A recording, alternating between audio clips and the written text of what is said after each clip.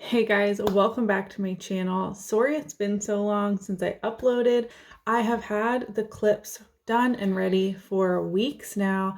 I just haven't made the time to film this part. And today I have no makeup on, and that's always my excuse. Oh, I didn't do my makeup today. Oh, look, now it's dark. Oh, my makeup's too dramatic because I'm filming beauty videos. Just so many really stupid excuses as to why I haven't filmed this clip. So how I did the first one was I was standing here and kind of walking you through the clips as I played them. So I have way too much footage for this vlog as well, so I'm really going to have to chop it down. But in this series, my family and I, mostly me, are making our first vegetable garden. We definitely make sure you watch the first part. I'll link it in the cards, whichever side that is on. We bought this house and moved in December, which is the dead of winter. I live in Nova Scotia, so lots of snow, cold, etc. And the yard is beautifully landscaped. There are tons of trees and flower beds, and most importantly for me, I am excited about the different flowers and shrubbery and stuff that's popping up that I'm just discovering for the first time what they are. But I've been especially excited about the 3 vegetable gardens, 2 of which are raised beds and 1 is an in-ground garden that were already here. I've never had a vegetable garden before, and I have been doing extensive research. I've bought books, I'm following a ton of YouTube channels. I'm just really diving headfirst, trying to learn all of the things. And so many people have told me, like, it's just your first year. Don't be too disappointed if you only get like 1 tomato and nothing else. And I feel like I'm really trying to set myself up for success in all of the research I have done and how much effort I'm putting in, that if I only get 1 tomato, I am going to be very upset. But I will continue to share this journey over the spring and summer. Let me know if you want to see garden tours every couple of weeks to see how things are growing, and I just want to share what I'm learning as I'm learning it. However, this first little 2-part series is just getting things set up. So after the events of part 1, we did seed starting and all of that and garden planning. I have planned out where everything is going to go, which vegetables I'm planting and how many, etc. It was time to get the beds ready for planting. And also getting some basic gardening supplies such as shovels, wheelbarrows. We needed a bunch of compost, so we did that.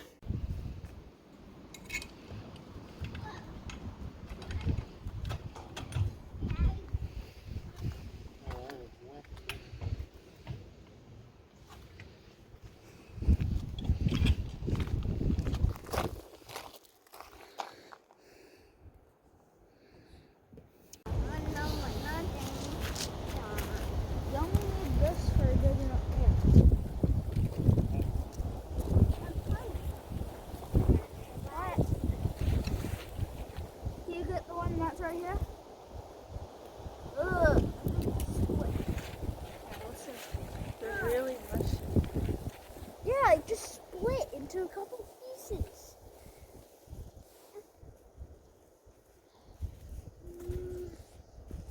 A bigger one.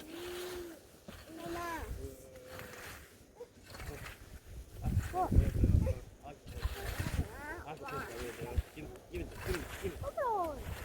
Oh, Mom, this one's huge. All over the place. Do you want to do the raping? What? Okay. Really? That's I know.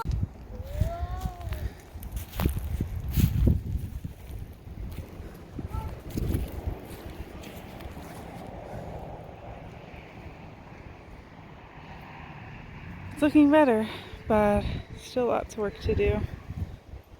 After we got all of the necessary supplies, there was one huge concern that I had, and that was to do with wildlife. There are so many critters around where we live. I live in a rural community. We have beavers, rabbits, and deer. Those were the three I was mainly concerned about. But since then, I have seen ducks and pheasants, all kinds of things that are threats to my garden. So we put fencing up. I did a 2-foot fence on my raised beds and a 7-foot fence around my in-ground bed, which was quite the project, and I'm so happy how it turned out. So here are a few clips on that. I thought the boys were just out here playing baseball, and I came out to this. Wow. Said they found it in the trees back there. I wonder if there's two. And then we can just put the deer fencing around this. That's our, sorry it's so windy. Our big concern is, you know, critters getting at my vegetable garden. Wow, I'm so surprised. I hardly have any words. And I told Dad that he could build one if there's not another. Yeah. There's a screw. And if they're just around each bed, I can still easily reach in there. Rather than, we did measure to build a fence like out and around this whole area. That was going to take quite a lot of fencing. Very exciting.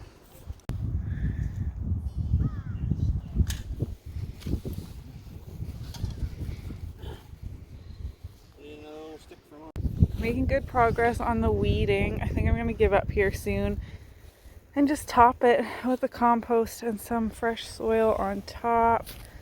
It's strawberry plants, so I've been working at this for 3 hours over the course of a couple of days, and it just seems silly to work this hard for digging up strawberries that may give us something yummy. Jeremy built this little gate here for getting into the garden. Underneath the plants, I guess.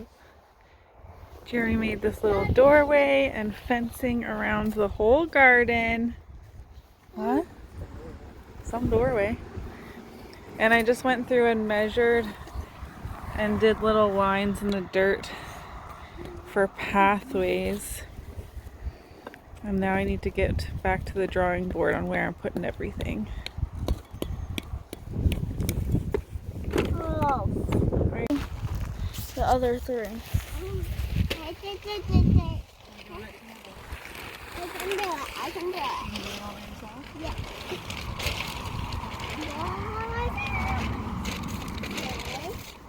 Except I want it spread all out.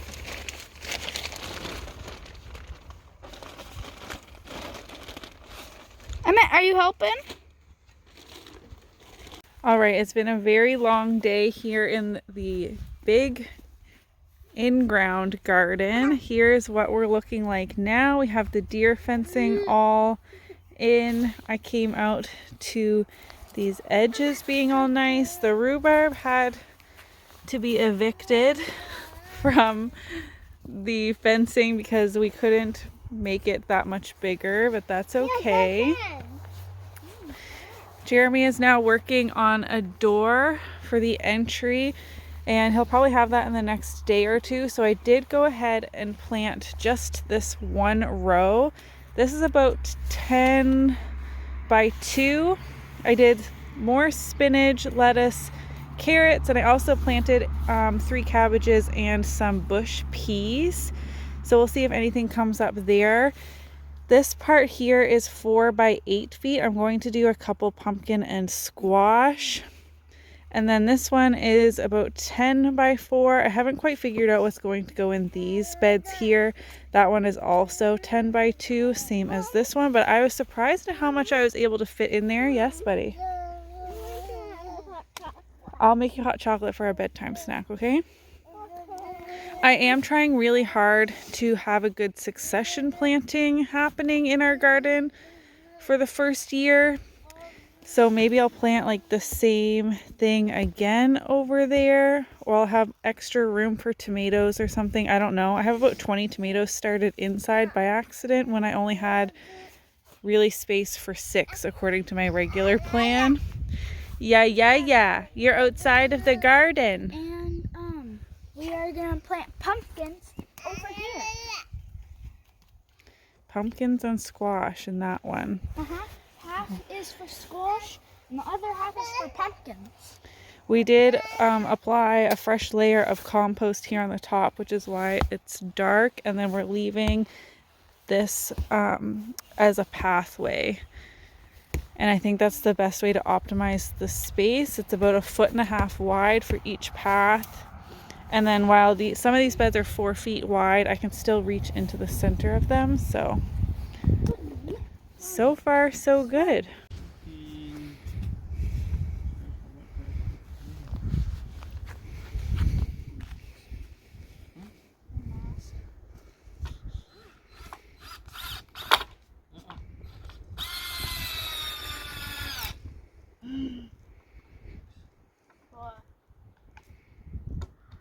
Put it too far.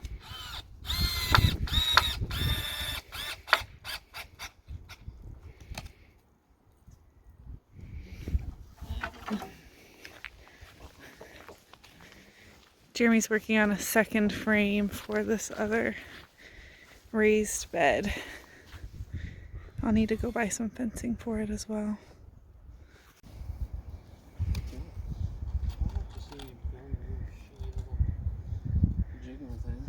Shitty little jig of a thing.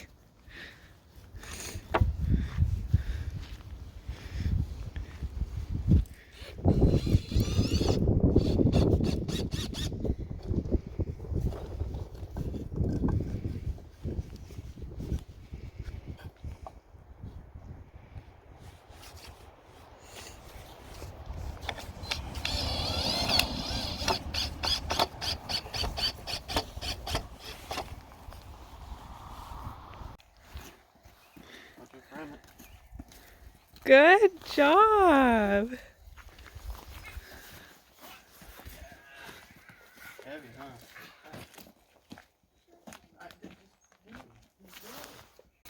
What do you see, Emma? Do you see a horsey? Do you see a horsey? Yeah. Say hi, Tim. Hi, Tim.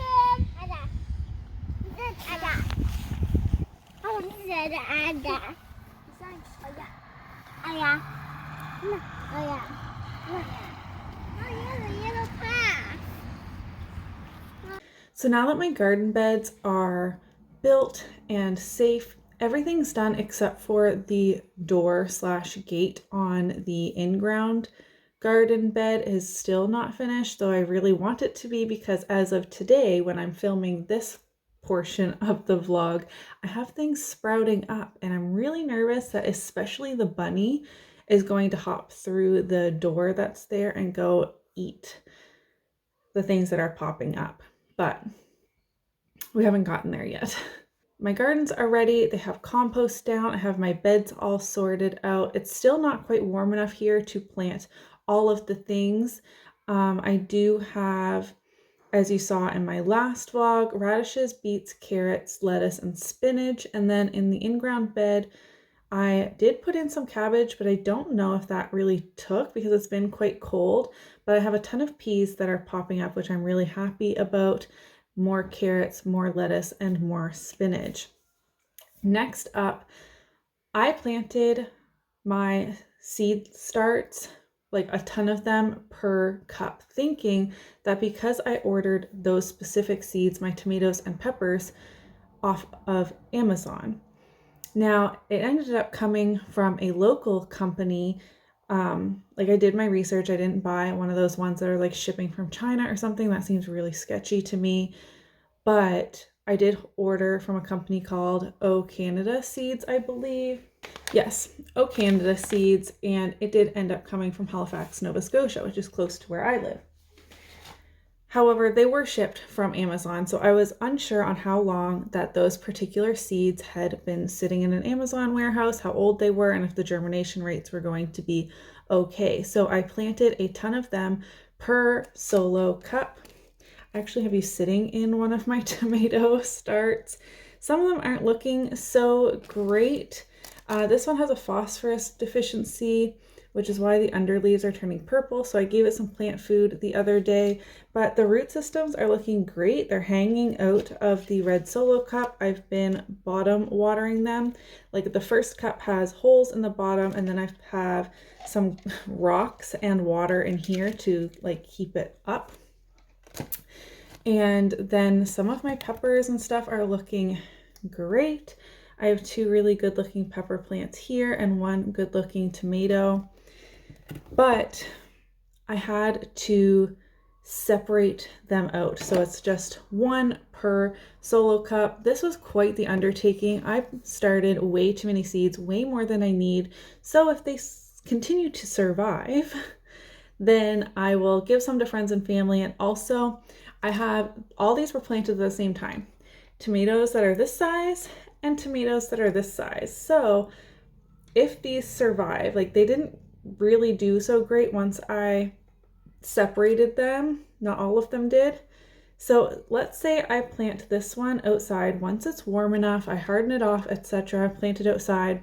The bunny eats it, or it just dies from transplant shock or whatever. Hopefully by that time, these ones will be a little bit bigger, so I will have some extras to replace them and still have a decent harvest. At least that's my thoughts. But I did have quite the time separating out my seedlings, which is where I'm getting at, and I'm going to play that footage now. It took me so long.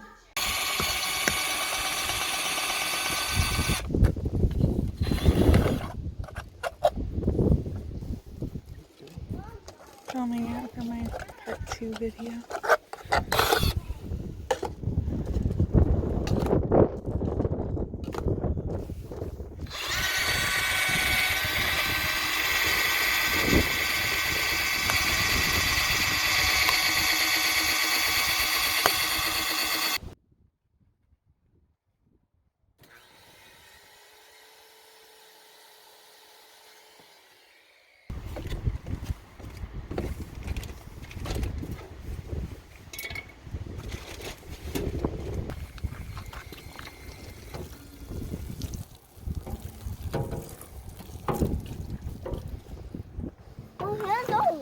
Next, I need some rocks for my cups, so I figured we might as well take them off the yard since we need to rake these off the grass anyways. And I'll use these rocks. Can you help me?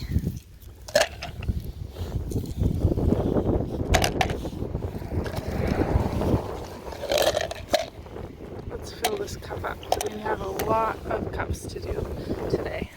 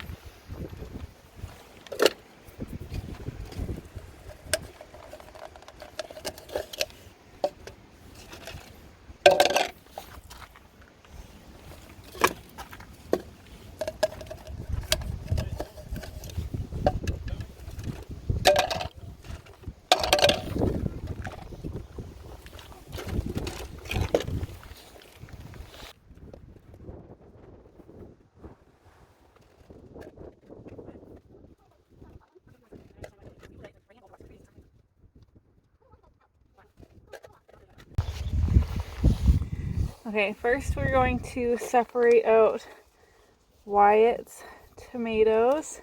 I have 1, 2, 4, 6, 8, 10, 12, 14, 17 cups to separate them out in. I hope that's enough. I do have more soil if it's not. Some of these are double cups, but I couldn't get them apart, so the drill kind of jammed them together. We'll just see. I've never done this before, obviously. This is our first garden. Whoa, that's a lot of water. That's dripping.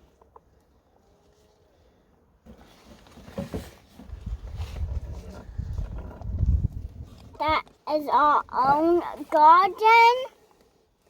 Okay, I'm going to put a hole quite deep. I'm just using a Sharpie so it doesn't get all under my nails. And I'm going to try and separate. I guess I'm going in with my finger anyways. But there's a screw. I'm tired.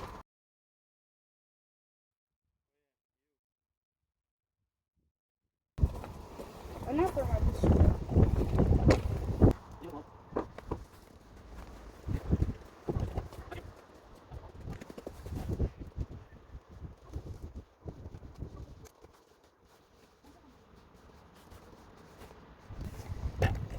Putting them down as deep as I can get them.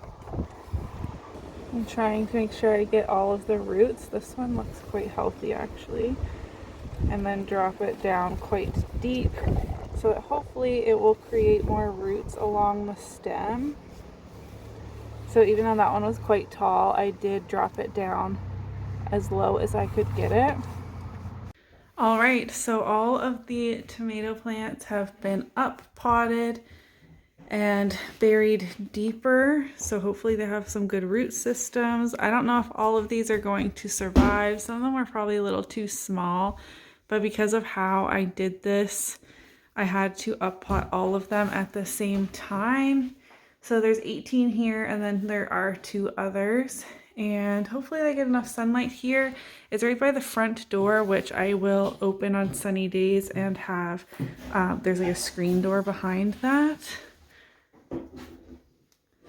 Wow, I did not expect to have this many tomatoes. And lastly, I want to give you one quick update on how the garden is looking like when I finished filming these clips, where we started. We have some sprouts coming up. I'm really excited about it. Since these clips, things have grown even more.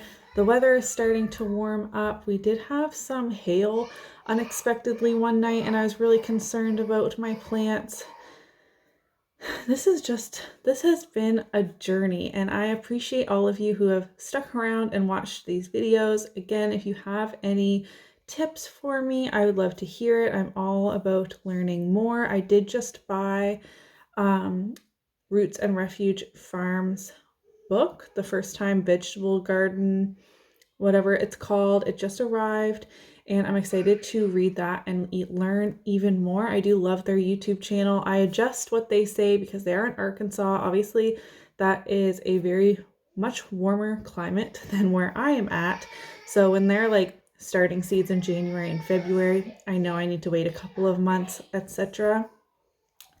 I can hear the kids arguing. We are in lockdown again here in Nova Scotia, and online school has been stressful for everyone. So I need to go deal with that. But I hope you guys enjoyed watching this garden vlog. If you did, make sure to give it a thumbs up so that I know. And I'll see you in my next one. Bye.